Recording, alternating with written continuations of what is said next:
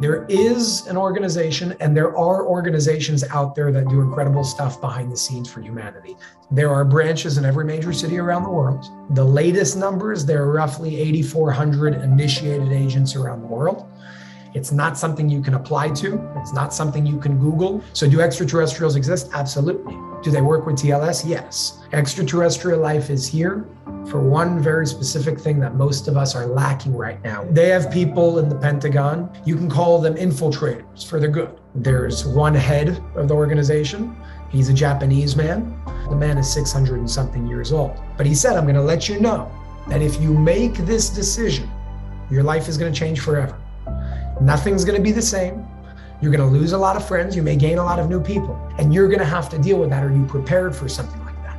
And my initial answer was, I'm in. And suddenly people from the White House wanted to know, who are these people you're connected to? There are other situations where you're going and stopping a tsunami. You're going to see that because you're there. If we just go the love and light route without acknowledging what's going on in the world today, we're doing ourselves a disservice. But what I do believe is that he will run again.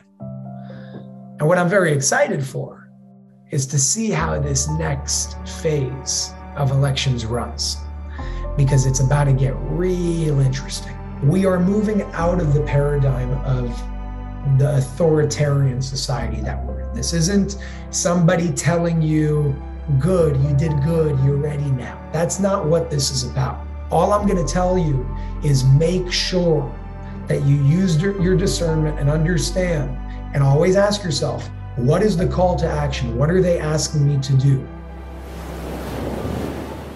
Hey, Inspired Tribe. How's it going? It's Jean Nolan here. Welcome to another inspired conversation. This one definitely of a very different nature than usual.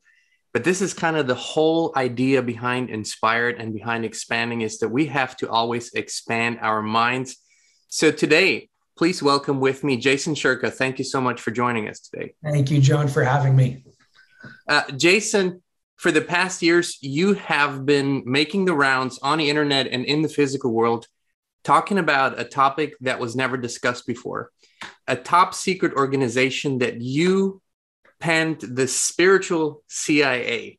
Now, before we dive into all of that, please give us a little bit of background on you, where you came from, what you've done in your life, so we can get to know you a little bit better. I think that's a perfect place to start, because I was actually going to say, let's start there, because I really want people to understand where I come from. I think it will make it easier to understand my intentions, because if you don't know somebody, it gets confusing on why would they be doing what they're doing. So with full transparency, my background, I come from the business world. I come from a very 3D oriented world.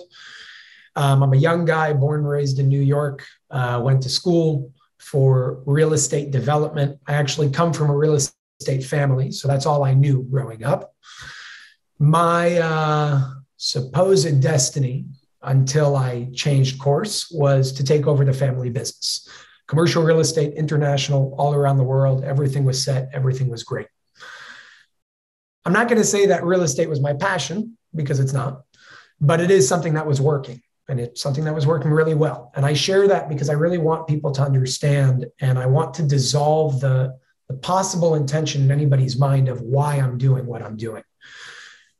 Everything, and I'll talk about what this means, but everything that I'm doing today is, if anything, an inconvenience to my life. When I chose to change routes from the business 3D real estate world, taking over the family business, retiring my father, doing everything that I was expected to do. And I came and I said to my family, hey guys, I can't do this because I have another calling and I need to follow it. And at the time, I didn't know what that meant. All I knew was that I had to take that step. And I want you to know that it was not easy. It was a very emotional time for me. It was very difficult for me. This was only about 1.5 years ago. It was in December of 2020. And it came to a point where there were some members in my family that said, we think you're crazy. We think there's something wrong with you.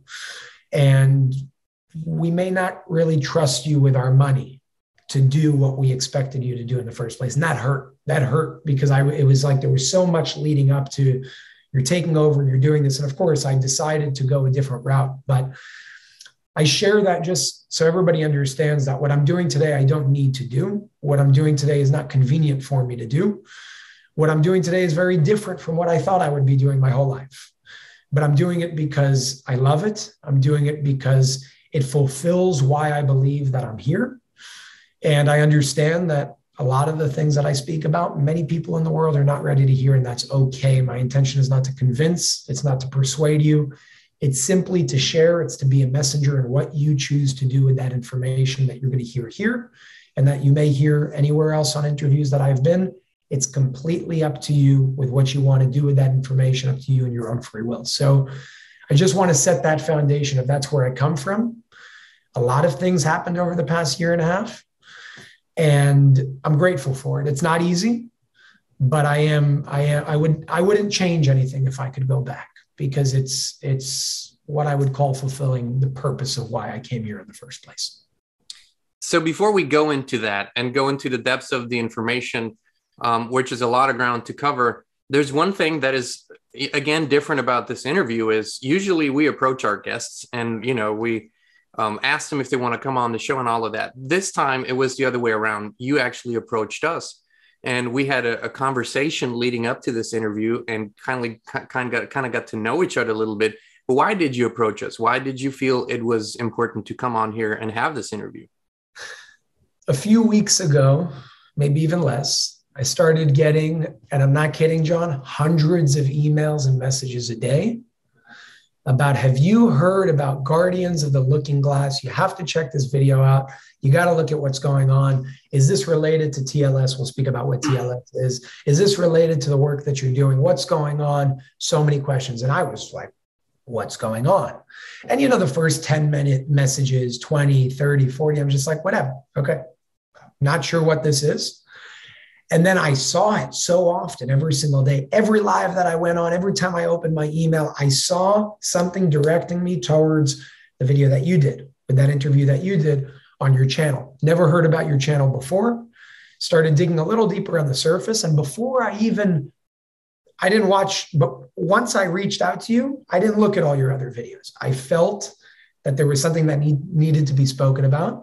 I went on your YouTube, I found an email, I messaged you, and 6 minutes later, which I've never seen before, six minutes later, I was given a response from you directly. And I was just like, I got the chills when I got that email, because I'm like, now I know, because I know how busy you must be with the type of channel that you have. Nobody answers an email in 6 minutes. It just doesn't happen. I don't answer an email. Very seldomly do. It's impossible, and I'm just looking, and I started like, wow, I don't know what this is about. I can feel that there's something going on here, and I don't need to know through my knowledge what this is about. All I know is we got to connect, and I feel that there's a lot of beauty that may come out of this beyond just this show that we're doing together right now, but I don't know what that is. All I know is that there's something going on here, and that's what sparked that initial, I got to reach out to this guy. Okay, well, let's take the next logical step here, and let's unfold as it needs to be unfolded, one step at a time. Sure. I believe the first thing we need to do is introduce those of our viewers who've never heard of you, who've never heard of the organization you speak about, to this subject. And one thing that I have learned over the past days since we spoke, and since you've given me the disclosure 1 and 2 interviews that you've done, and then there's a third one that you allowed us to pre-screen, you have been talking about an organization called TLS, which stands for the Light System. And according to what we have learned, it's highly secretive. You call it, as I said, the spiritual CIA. And they're working for the good, for the higher good of humanity. And you have been saying they've been doing this for millennia. So, but it's been absolutely unknown to the public until you started talking about it. Can you give us a little bit of an insight on how this started for you? What is TLS, and maybe go into what kind of organizational structure are we talking about here? Because I know people have been hearing a lot about secretive organizations that do good things, whether that's white hats or whether that's, there's a lot of names out there. How does this tie into all of that? Okay, I'm going to start from the beginning. The first thing I do want to say is that TLS is not the only organization out there. there are, I'm sure, many organizations out there doing incredible things behind the scenes, and they have been for a very long time, just as there are very evil organizations that have been doing very evil things for millennia, for a very long time. And we know that. So the exact opposite exists as well. They've just been under the radar, spoken about, but nobody really heard names until recently. So 3.5, almost 4 years ago at this point. Wow. In June of 2018, I'm approached by somebody. I used to live in New York City. I'm approached by an individual, stranger, compliments something like, I like your necklace. We have a conversation and we just kind of get to know each other. Older guy in his 60s. We get to know each other. And interesting man, especially in New York City, you meet a lot of people. I'm just a very talkative, friendly person with people that I like. If you're cool, I'm going to have a conversation with you. So one day this happens, beginning of June of 2018. And unknown to me, I saw this guy as a stranger that just started having a conversation with me. And we exchanged phone numbers and we kept in touch and we just had conversations just like I would with anybody else that I met. And it was very interesting because the conversations were different. It was about extraterrestrial life, high technology, ancient history that's been erased, certain things that have happened in recent history that many people may call conspiracy theories, a lot of interesting stuff in these conversations that I was interested in. I was always interested in, but it wasn't like it was my job or anything. And over a period of time, this guy discloses more and more and more information to me, kind of putting me through this process of disclosure until there came a point where he starts telling me more about him. Now, without disclosing his identity because he wants to stay under the radar and undercover for his own security and privacy purposes. He's a businessman. He's well known in the world that he's in. He's not like a nobody in the world that you wouldn't know. He's powerful in the work that he does, publicly speaking. Nobody knows what he does behind the scenes. So there comes a point where he says, I'm a part of this organization. This is how it works. This is what it's all about. And I'm sitting there like, why are you telling me this? And I'm open and I'm listening, not necessarily 100% believing, because I'm the type of guy that, again, I come from the 3D world. I need more. You got to give me more. I'm very spiritually oriented, but I'm just as much physically oriented as well. And you got to give me something here for me to understand what it is that you're talking about. Give me some validation here. Otherwise, you're interesting. It's a good story, but need more than that. That went on for a period of about 2 years, a little less, until February of 2020. February 6th of 2020, I'm invited to a meeting. You can call it a meeting with this organization. The name of the organization is TLS, stands for the Light System. I don't understand much about this organization. I understand that they exist, but it's a slow process of disclosure. When you say you're invited to a meeting, does it include other people? Yes, there were 9 of us all together. Okay. Correct. Okay. So I'm a part of this meeting, February 6th, that lasted for about 12 hours. And it only ended because something happened, somebody had to go. So you could say it started around 6-ish, 6 p.m., something like that. It ended at 6 o'clock in the morning.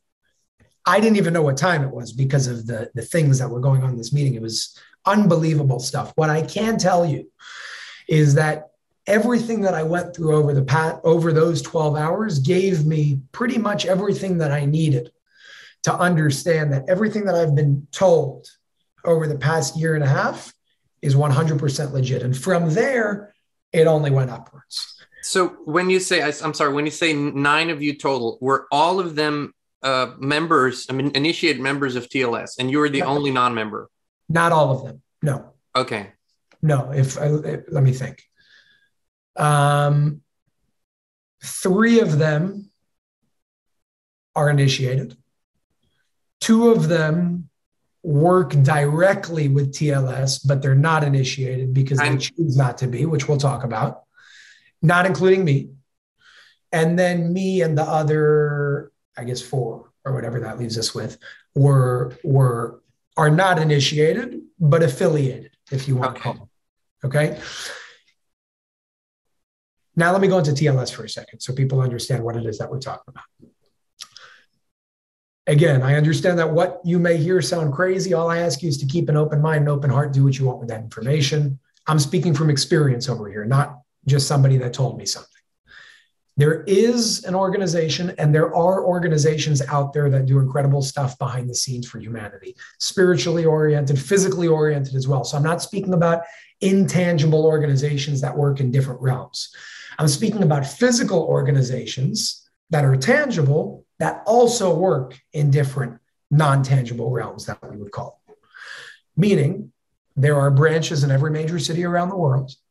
TLS specifically, the latest numbers, there are roughly 8,400 initiated agents around the world. It's not something you can apply to. It's not something you can Google. It's not something you can read about on a TLS website. That's not how these things work. I want you all to picture it as, take the CIA. And I'm not putting them on the same page as the CIA, because if anything, they're on the exact opposite side of the spectrum, if you know who's connected to what. Big picture, the purpose and the intention of TLS is to, you can call it like catalyze the ascension process of humanity, help us reach a higher level of awareness and consciousness without interfering with our free will. That's a very, very big point. So there are things that they will do and there are things that they will not do, simply because it goes against the laws of what you're allowed to do and what you're not allowed to do, with, I guess, like the law of interference when it comes to free will. So again, take an organization like the CIA. You know about the CIA, but there are many units and sub portions of the CIA that you've never heard about and you will never hear about. And you can't Google, and they don't have a logo and they don't have a website, but they exist. How does one get in contact with them? They don't. They get in contact with that person. So they follow an individual for a certain period of time because an individual fits a certain criteria for what they need for a specific operation. And then based on that individual, they'll approach you based on what you can handle and how you can handle it, with the intention of eventually bringing you in. So for some people, they may go and say, this is who we are. We want you to be a part of it. Generally, that's not how it happens. Generally, how it happens is, from what I've seen and other people that I know that are a part of it, it's a disclosure process. Because take me for an example. If some guy walked to me on the street and told me everything that he told me 2 years in, I'd probably look at him and say, you're schizophrenic. There's something wrong with you. Thank you very much. Have a good day, and walk the other way, because it's too much. Again, you're talking about an organization that there are very, very powerful people that are a part of this organization. Some people that all of you know, by the way. They could be world leaders. They could be certain celebrities. They could be producers that make movies to give you subliminal messages to get you acquainted to certain things, like out-of-body experiences, extraterrestrial life, things like that. Most of them are not well known. Most of them just work behind the scenes and do what they do under an alias. Everybody gets paid, with the exception of, generally, if you're doing the spiritual side of the work, those people are generally volunteer-based. Sometimes, if that's their only livelihood, then they do get paid, and they get paid well. But none of this works with donations and contributions and things like that. They will never ask for a donation or a contribution. The way that they're funded is completely independently. They have many businesses around the world. Again, some businesses that you know, it's all legit. It's all on the books. You just don't know that it's a part of TLS. So it's a very well-organized structure of an organization around the world that takes billions of dollars to operate, by the way. Everything's just done behind the scenes, meaning in some situations, they will have certain operations where they will take the Marines and use the Marines, use the SEALs, use the Navy, use the military to be a part of it. Unbeknownst to them. The military has no idea who they're working with. Now, so basically, they will have someone in the Pentagon, in the military, higher ups, and they will be used for that operation, but officially it will be a whatever military operation. They have people in the Pentagon. Of course, the individuals that are a part of TLS that are in the Pentagon are not really a part of the Pentagon, the plan there. You can call them infiltrators for the good. So they put on an identity, they put on a role, they play a role, and then they do what they got to do to make things happen. In the Pentagon, in the government as a whole, in NASA, in many, many different places, they're infiltrated. How they do it, I don't know.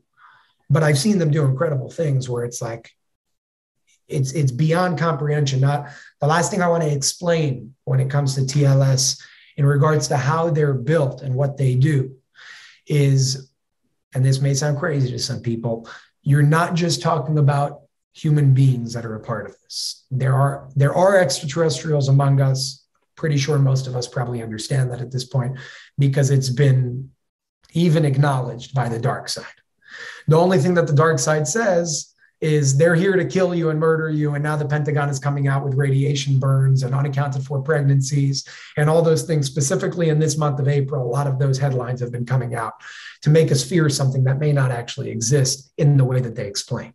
So do extraterrestrials exist? Absolutely. Do they work with TLS? Yes. Wait, when you say absolutely, I understand that, and I am of the same belief, but absolutely means you have first-hand proof and knowledge. Have you ever actually interacted with extraterrestrials?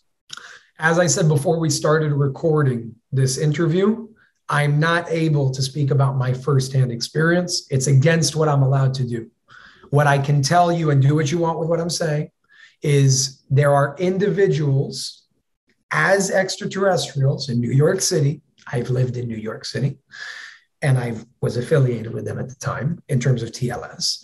There are extraterrestrial physical beings that work with TLS in New York City, in Florida, in many states around the United States, and all around the world. There's a field in New Jersey that they use, which is public land, by the way, not private, that they use to go in and out with crafts all the time. They just have this technology that is able to mask it with a form of it's like an electromagnetic field that they create that kind of gives you the feel of when it's hot in a desert and you look at the floor and it's wavy, that's how it will look. So our militaries officially have technology that allows them to be undetected from, and even oftentimes, to the eye undetected. So it's not too hard to understand or even grasp these concepts.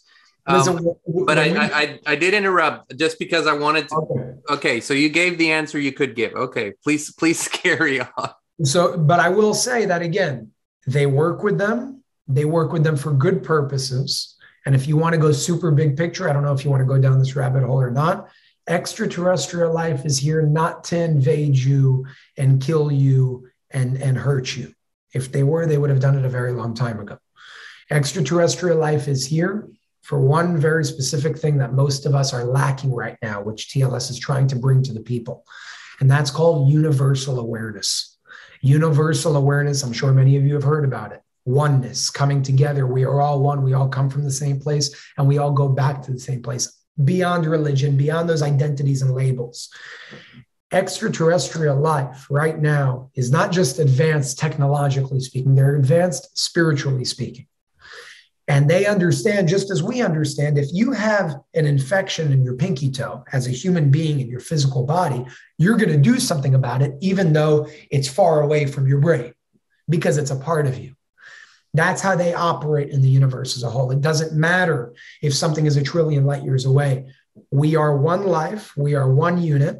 And if there is something going on the opposite end of the universe, trillions and billions of light years away, they are affected by it because they are connected to what we call universal awareness, where eventually we will get to as well. Okay, so a little bit in depth about TLS. A question that I have is, what is the organizational structure? Is there a president? Are there different departments? And if so, how can we imagine this? Are there offices? Are there phone lines? Are there house communication happening? How are different branches communicating with each other? How does that work?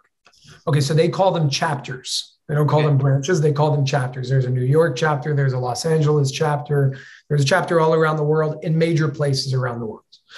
Now, if you go to the office, are you going to know that it's TLS? No, it's all undercover. It doesn't work like that. As a matter of fact, in New York City, their main headquarters is in a very, very well-known hotel, meaning they own the hotel. Mm-hmm. What the logistics of that are business-wise and how I don't know. That I don't know. It's a hotel that's a chain all around the world that's very, very high-end in terms of the standard of a hotel like that. Now, in terms of structure, again, chapters all around the world, there's a head for each chapter. And generally, if you want to call them the leaders, what's interesting about this, and again, I don't know it all because I don't understand everything when it comes to the structure, simply because I haven't, nobody in the organization, unless you're very high up, has experienced I guess, the entire structure, because the structure is not, it doesn't end in the physical realm, meaning there is communication now with what you're talking about, higher realms, whatever you want to call that. And I know that may sound crazy, but that's how it works. Not in our world, but okay, good. Not to our viewers. You got to understand where I come from. So I come from a very, where that sounds crazy. You know, I was ostracized by a lot of people, lost a lot of friends. So I do my best to be careful with the way that I explain and try to explain it as like real as possible to make it normalized at least. But generally the heads, if you want to call it, of the organization, you can call them the elders. They're very, very old people. There's one head of the organization. He's a Japanese man. He somewhere around Okinawa, by the way. Very humble life. He's hundreds of years old. The man is 600 and something years old. And again, that is not far-fetched. And just to normalize that, if we can live till 100 right now normally, with all the toxic nonsense that's in our world today, both tangible and intangible, and still live to that point, then of course you can live to 400, 500, 600, 700 if you're able to mitigate such damage. So one of the heads is about 600. Which has been talked about in many, many cultures. It's Exactly. only our Western perceived mind that's really fighting this idea off. It's other cultures that are totally not fighting this and acknowledging this. So this is, yeah, of course. Correct. So there's another head of the organization that happens to be a rabbi. Now I say that, and I want everybody to understand this is not religious whatsoever. It's not a Jewish thing. It's not a Muslim thing. It's not a Christian thing. It just so happens to be that this man, who happens to be 400 and something years old, who I can tell you that I've met him multiple times before on a firsthand basis, that I'm allowed to say, 420 something years old. And he has incredible abilities. Now, if you were to ask him, let's say, about religion, yes, in this reincarnation, you can call it, his destiny was to be a rabbi. But he will tell you that we need to phase out of religion. So he doesn't use his path as a religious path. He studies things more so like the Kabbalah, the Zohar, the Old Testament very deep. He knows all the Bibles, the Old Testament, the New Testament, the Quran fluently, and understands the mystical nature behind the meaning. He transmutes what we believe is religion into its root of what is truly spiritual and mystical. And that's really the motive of what an organization like this is trying to do, to help us transcend the limiting beliefs, to help us transcend the indoctrination. But that's not to say dissolve the Bibles. That's not to say that the Bibles are garbage. As a matter of fact, there's a lot of validation to the Bibles. The only thing that they say is our interpretation of them is incorrect because we're not currently at the level of awareness to understand the true essence and energy of these books. So again, the leaders, generally, back to the structure of the organization, are generally older, very powerful, spiritually oriented people. And my question was always, why don't they come out to the public? There must be an individual, and I say this in Disclosure 3, there must be an individual that's that old that isn't part of TLS. And Ray, the man who approached me, who's in these interviews that I got to speak firsthand, who will speak about, his answer to that was no. If they're that old, they may not be a part of TLS, but they're a part of an organization. They're here to do specific work. Nobody lives that long just because. They're here for a purpose. They do it behind the scenes, and there will come a point where these individuals come out to the public. We just need to get to the point where we're able to accept something like that. But when you speak about the intentions of TLS, these are the intentions of so many teachers, masters, speakers. So many people feel that inside of them to bring this universal awareness, this unconditional love, this age of love to humanity. Why not come out and say, hey, we've been here for thousands of years. This is the work that we've done. We can prove it if you want to, but this is why we're here.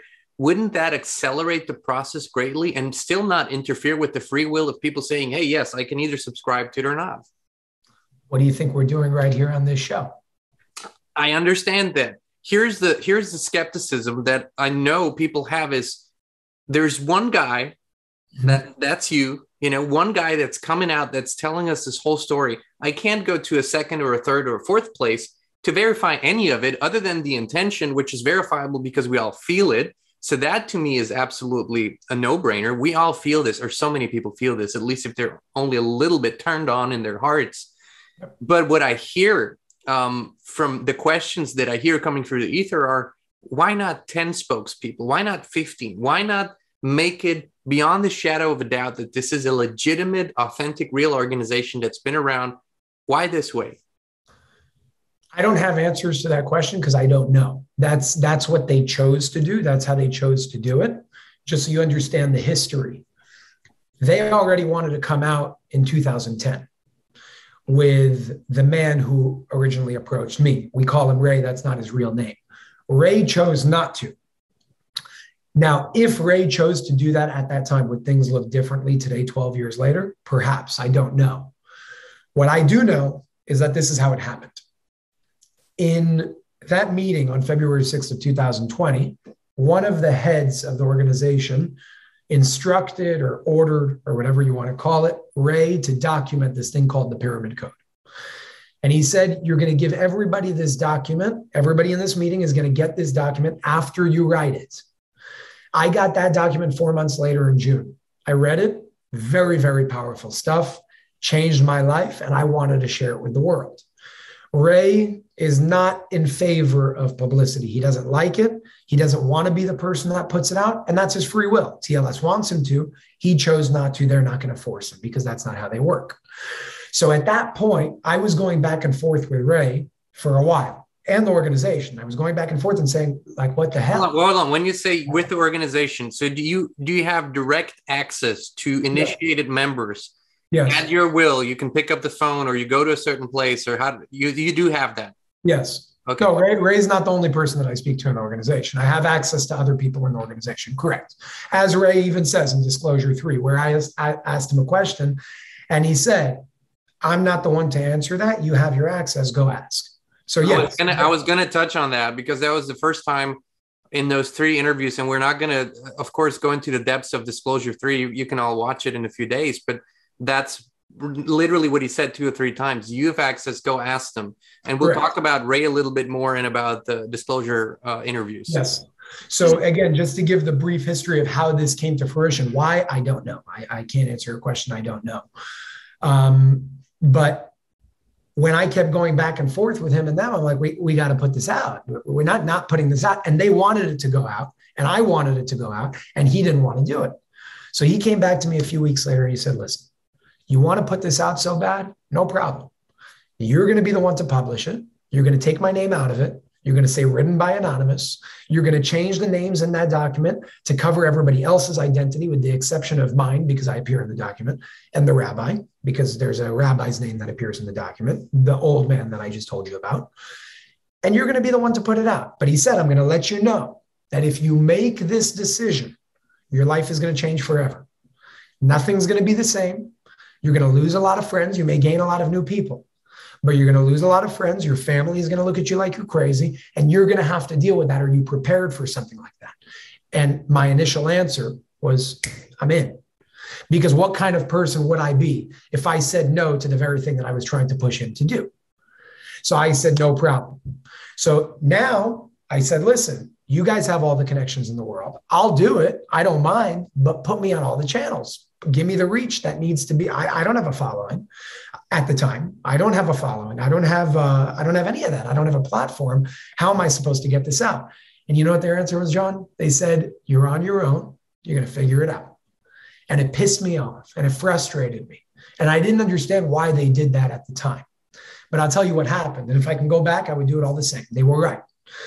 I was not forced, but because I had a specific goal in mind, I was forced to now figure it out on my own because they wouldn't offer the help, at least directly. Now I understand that they help behind the scenes because of how certain things came to fruition, the shows that I landed in a very weird way. But I didn't sleep for a few weeks. I reached out to a bunch of people, reached out to every possible person in this realm that I was just now learning about because I was new to this world, and hoping that something hits. And on August 26th, 8/26, I landed an interview on Coast to Coast AM with George Noory. That was the first ever interview that I got on. And actually, a very nice story. I was very nervous before that because I've never done something like this before. And I knew that it was going to change a lot, especially going on a show like that. And a few days leading up to it, Ray kept calling me and he said, "Are you sure you want to do this? I'm not in favor of it. I'm letting you know. But if you want to do this, it's your own free will. Just know that everything's going to change and you're taking a very big risk here." He said, "Everything's already set for you.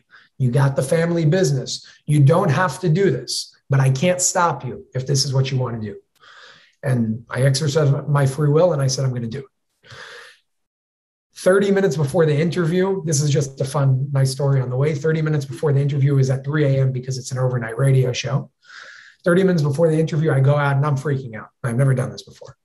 And I just look up and I say, "God, if you're with me, just please," and I'm nervous, "please just show me something." And John, I lived in New York. There's a lot of light pollution there. You can barely see a star. From one side of the horizon to the other side of the horizon, you see a shooting star, whatever you want to call it, the biggest, most vibrant ball of light just go. I broke down crying. And it gave me every ounce of power to know that I'm not alone here. I'm in, I'm good, let's do this. And I have the chills just talking about it right now. And I got on that show and it went very well. And of course, everybody, especially the ones that are up there in the organization, were listening to it. That's the reason why I was so nervous. And from that point moving forward, that document was released on September 9th at 9 a.m., 9/9 at 9 a.m. of 2020, Eastern time, by the way. And on my website, jasonshurka.com, it had like 6 visitors every month. There wasn't anything there. And within the first 3 hours, it reached every continent, with the exception of Antarctica, every continent on Earth, millions of people. And that's how everything started. And then weird things started to happen. Now, my job in the beginning was just to put out this document. It wasn't, "Hey, we want you to speak on our behalf." That's not how it started. I'm trying to give you the evolution of how things happen, because it's very interesting. It was just, "You have the opportunity to put out this document. Do you want to do it?" I said yes. And things blew up from the second that came out. And suddenly people from the White House wanted to know, who are these people you're connected to?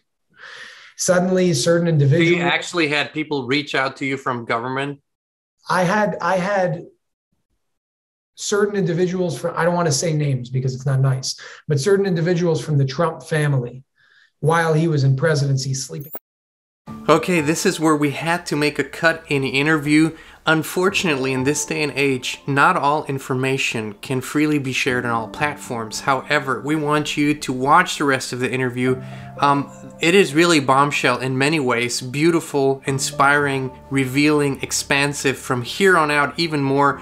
And of course, we want you to do this free of charge. So please hop over to our inspired community on Locals. The link is in the video description, and watch the full interview, again, completely free of charge. You just have to sign up if you haven't yet, and you can watch it there completely free. I encourage you to do it. It's absolutely mind-blowingly amazing. All right, see you over there. Thank you.